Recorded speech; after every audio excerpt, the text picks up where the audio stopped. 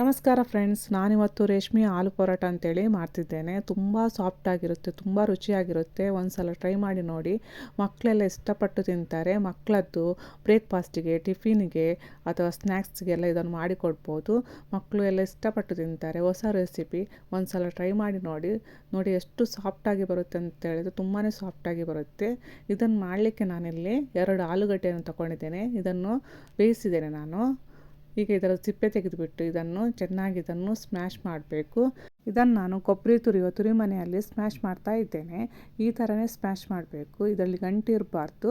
ಕೈಯಲ್ಲೆಲ್ಲ ನಾವು ಸ್ಮ್ಯಾಶ್ ಮಾಡಿದರೆ ಗಂಟು ಇರುತ್ತೆ. ಅದಕ್ಕೋಸ್ಕರ ಇದರಲ್ಲಿ ನಾನು ಸ್ಮ್ಯಾಶ್ ಮಾಡ್ತಾ ಇದ್ದೇನೆ. ಈಗ ಚೆನ್ನಾಗಿ ಸ್ಮ್ಯಾಶ್ ಆಗಿದೆ. ಇದನ್ನು ನಾನೀಗ ಒಂದು ದೊಡ್ಡ ಪಾತ್ರೆಗೆ ಹಾಕ್ತಾ ಇದ್ದೇನೆ. ನೆಕ್ಸ್ಟ್ ಇದಕ್ಕೆ ನಾನಿಲ್ಲಿ ರುಚಿಗೆ ಎಷ್ಟು ಬೇಕೋ ಅಷ್ಟು ಉಪ್ಪು ಹಾಕ್ತಾ ಇದ್ದೇನೆ. ನೆಕ್ಸ್ಟ್ ನಾನಿಲ್ಲಿ ಇದಕ್ಕೆ ಜೀರಿಗೆ ಹಾಕ್ತಾ ಇದ್ದೇನೆ. ನೆಕ್ಸ್ಟ್ ಸಣ್ಣಗೆ ಕಟ್ ಮಾಡಿದಂಥ ಹಸಿಮೆಣಸಿನ್ಕಾಯನ್ನು ಹಾಕ್ತಾ ಇದ್ದೇನೆ. ಮತ್ತು ಸಣ್ಣಗೆ ಕಟ್ ಮಾಡಿದಂಥ ಕೊತ್ತಂಬರಿ ಸೊಪ್ಪನ್ನು ಸಹ ಹಾಕ್ತಾ ಇದ್ದೇನೆ. ಸ್ವಲ್ಪ ಎಣ್ಣೆ ಹಾಕ್ತಿದ್ದೇನೆ. ನೆಕ್ಸ್ಟ್ ನಾನಿಲ್ಲಿ ಮೈದಾ ತಗೊಂಡಿದ್ದೇನೆ. 1 ಕಪ್ಪಿನಷ್ಟು ಮೈದಾ ತಗೊಂಡಿದ್ದೇನೆ. ಇದರಲ್ಲಿ ನಾನು ಅರ್ಧ ಕಪ್ಪಿನಷ್ಟು ಮೈದಾವನ್ನು ಹಾಕ್ತಾ ಇದ್ದೇನೆ. ನೀವಿಲ್ಲಿ ಬೇಕಾದರೆ ಗೋಧಿ ಹಿಟ್ಟನ್ನಾದರೂ ಸಹ ಯೂಸ್ ಮಾಡ್ಬೋದು.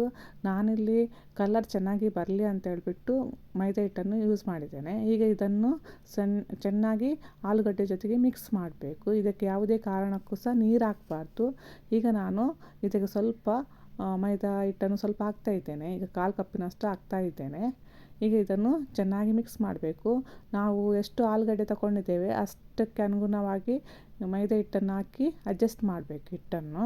ಈಗ ಇದನ್ನು ಚೆನ್ನಾಗಿ ಮಿಕ್ಸ್ ಮಾಡಬೇಕು. ಹೀಗೆ ಕೈಯಲ್ಲಿ ಮಿಕ್ಸ್ ಮಾಡಿ ನಾವು ಚಪಾತಿ ಹೇಗೆ ಮಾಡ್ತೇವಲ್ಲ ಅದಕ್ಕೆ ಇದನ್ನು ತರಬೇಕು ಹಿಟ್ಟನ್ನು. ಈಗ ನೋಡಿ, ಇದು ಹೀಗೆ ಮಿಕ್ಸ್ ಮಾಡಿ ನಾನೀಗ ಚಪಾತಿ ಹಿಟ್ಟಿನ ಅದಕ್ಕೆ ತಂದಿದ್ದೇನೆ ಇದನ್ನು. ಈಗ ನಾನು ಇದನ್ನು ಉಂಡೆ ಮಾಡ್ತಾ ಇದ್ದೇನೆ. ನಾವು ಹೇಗೆ ಚಪಾತಿ ಮಾಡ್ತೇವಲ್ಲ ಆ ರೀತಿಯಾಗಿ ಇದನ್ನು ಉಂಡೆ ಮಾಡಬೇಕು. ಈಗ ನಾನು ಇದನ್ನು ಎಲ್ಲವನ್ನು ಸಹ ಉಂಡೆ ಮಾಡ್ತಾ ಇದ್ದೇನೆ. ಈ ರೀತಿ ಉಂಡೆ ಮಾಡಿ ನನಗೆ 5 ಉಂಡೆ ಆಗಿದೆ. ನೋಡಿ, ನಾನೀಗ ಇದನ್ನು ಲಟ್ಟಿಸ್ತಿದ್ದೇನೆ. ಈಗ ಇದನ್ನು ನಿಧಾನವಾಗಿ ಲಟ್ಟಿಸಬೇಕು. ಮತ್ತು ಇದು ತೆಳ್ಳಗೆ ಲಟ್ಟಿಸಬೇಕು. ತುಂಬ ದಪ್ಪ ಏನು ಮಾಡಬಾರ್ದು ಇದನ್ನು. ನನ್ನ ವಿಡಿಯೋ ಇಷ್ಟ ಆಗಿದ್ದರೆ ಲೈಕ್ ಮಾಡಿ, ಶೇರ್ ಮಾಡಿ, ಸಬ್ಸ್ಕ್ರೈಬ್ ಮಾಡಿ, ಸಪೋರ್ಟ್ ಮಾಡಿ. ನೋಡಿ, ಇದನ್ನು ಈ ರೀತಿಯಾಗಿ ತೆಳ್ಳಗೆ ಇದನ್ನು ಲಟ್ಟಿಸಬೇಕು. ಈಗ ಇದು ಆಗಿದೆ. ಈಗ ನಾನು ಇದನ್ನು ಒಂದು ಪ್ಲೇಟಿಗೆ ಹಾಕ್ತಾ ಇದ್ದೇನೆ. ಇದೇ ರೀತಿಯಾಗಿ ನಾನು ಎಲ್ಲವನ್ನು ಸಹ ಲಟ್ಟಿಸ್ತೇನೆ. ನೋಡಿ, ಒಮ್ಮೆಲೆ ಲಟ್ಟಿಸಿ ಪ್ಲೇಟಿಗೆ ಹಾಕಿಟ್ಕೊಂಡಿದ್ದೇನೆ ಎಲ್ಲವನ್ನು ಸಹ. ಈಗ ನಾನು ಈ ರೀತಿಯಾಗಿ ಈಗ ನಾನು ಒಂದು ಕಾವಲಿ ಬಿಸಿಗೆ ಇಟ್ಟಿದ್ದೇನೆ. ಇದರಲ್ಲಿ ಈಗ ಫ್ರೈ ಮಾಡಬೇಕು.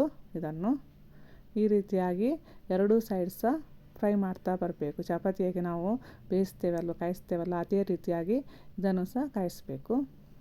ಕಲರ್ ಚೇಂಜ್ ಆಗ್ತದೆ ನೋಡಿ, ಸ್ವಲ್ಪನೇ ಆ ರೀತಿ ಕಾಯಿಸಬೇಕು.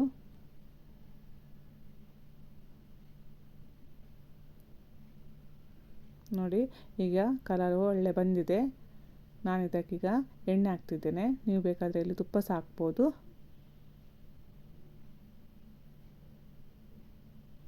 ಎರಡು ಸೈಡ್ಸ್ಗೆ ಹಾಕಬೇಕು. ಈಗ ಎಣ್ಣೆಯನ್ನು ಫ್ರೈ ಮಾಡಿ. ಈಗ ಇದು ಆಗಿದೆ ಆಲ್ಮೋಸ್ಟು.